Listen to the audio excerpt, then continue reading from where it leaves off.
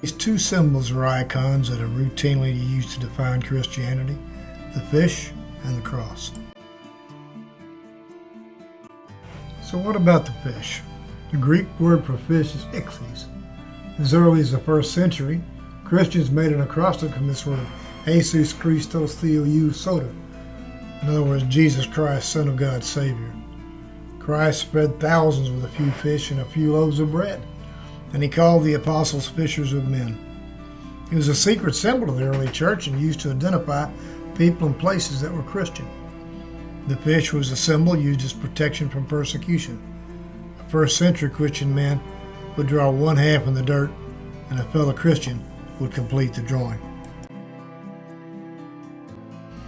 Yet in America today, the cross is the most prevalent symbol. The cross represents death and disgrace, yet it can teach us that forgiveness has a cost, a sacrifice to be made. The cross is about love. It's about being willing to give everything for love. The cross is about knowing that while suffering may hold us captive, it is sacrifice that makes us who we are. The cross is about drawing us to God. However, it is not the cross that draws us to God, but rather the Christ who died on the cross. That said, I wonder if we may have missed the point somewhat. What about the staff of a shepherd?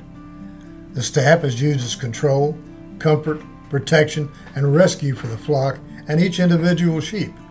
The staff is a shepherd's basic tool and is not for use of any other animal. The Bible tells us about shepherds. For example, there's Psalm 23, verses 1 through 6, a psalm of David. The Lord is my shepherd, I shall not want. He makes me lie down in green pastures. He leads me beside still waters. He restores my soul. He leads me in paths of righteousness for his name's sake. Even though I walk through the valley of the shadow of death, I will fear no evil, for you are with me. Your rod and your staff, they comfort me. You prepare a table before me in the presence of my enemies. You anoint my head with oil. My cup overflows. Surely goodness and mercy shall follow me all the days of my life, and I shall dwell in the house of the Lord forever. So Jesus said again to them, Truly, truly, I say to you, I am the door of the sheep. All who came before me are thieves and robbers, but the sheep did not listen to them.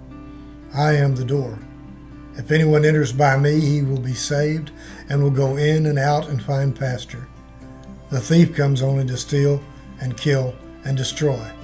I came that they might have life and have it abundantly. I am the good shepherd. The good shepherd lays down his life for the sheep. He who is a hired hand and not a shepherd, who does not own the sheep, sees the wolf coming and leaves the sheep and flees, and the wolf snatches them and scatters them. He flees because he is a hired hand and cares nothing for the sheep. I am the good shepherd. I know my own, and my own know me, just as the Father knows me, and I know the Father. And I lay down my life for the sheep. And I have other sheep that are not of this fold. I must bring them also, and they will listen to my voice. So there will be one flock, one shepherd.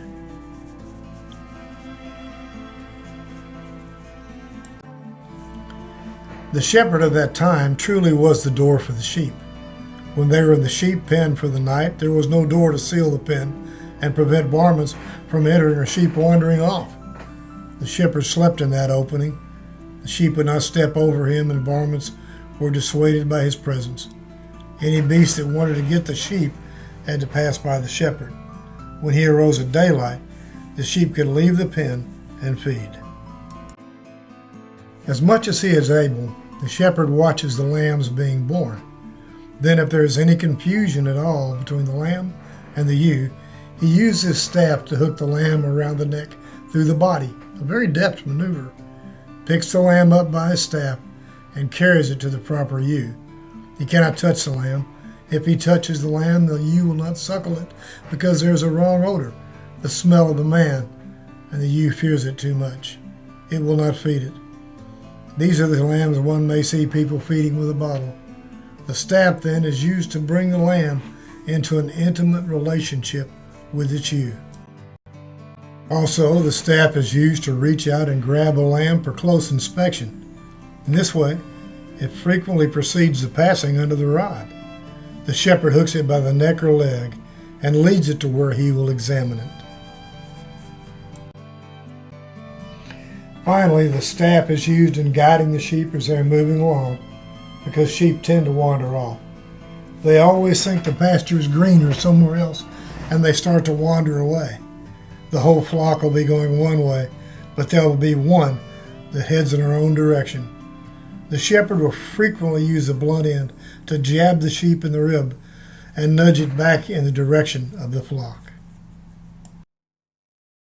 The fish, the cross, and the staff.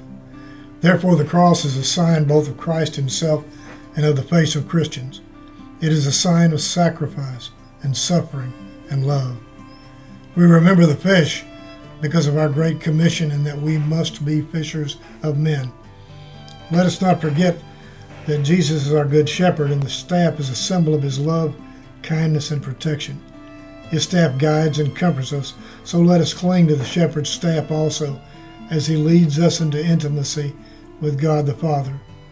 Therein is rest and safety, and the good shepherd's very presence, his hand upon the staff in loving relationship.